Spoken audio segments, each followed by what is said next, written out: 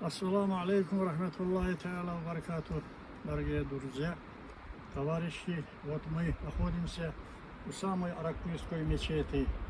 Посмотрим на крышу. Мечеть нуждается в капитальном ремонте. Вот эти железные листы, чтобы они не были унесены ветрами, просто сверху я положил камни и так прикрепил и закрепил к стропила.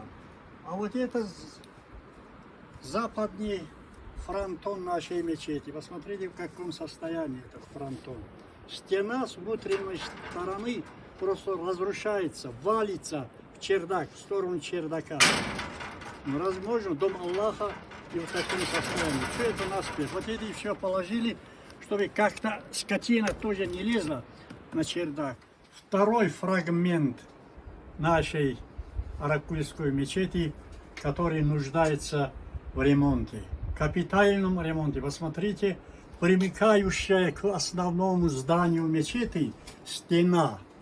Это мы обозначили как правая стена после калитки, или как входим в калитку.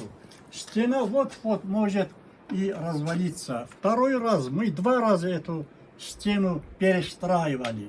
Насколько отошла стена, посмотрите, насколько отошла и какой риск нашим молящимся гражданам Аракула в ненастную погоду пройти под этой стеной к дверям мечети. Мы в чердаке прямо, внутри чердака, так скажу я вам, Аракульской мечети. Посмотрите, в каком состоянии чердак.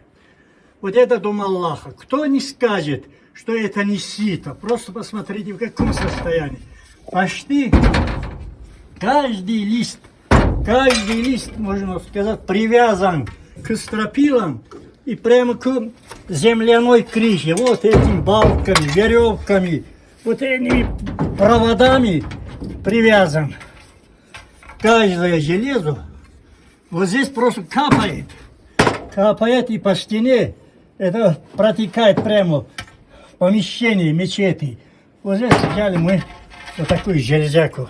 Скотина или собаки, прочая живность не выходила, они сюда вот чердак, вот стена. Вот здесь тазики всякие. Иншаллах рахман, посмотрим, сумеем мы собрать нужную сумму для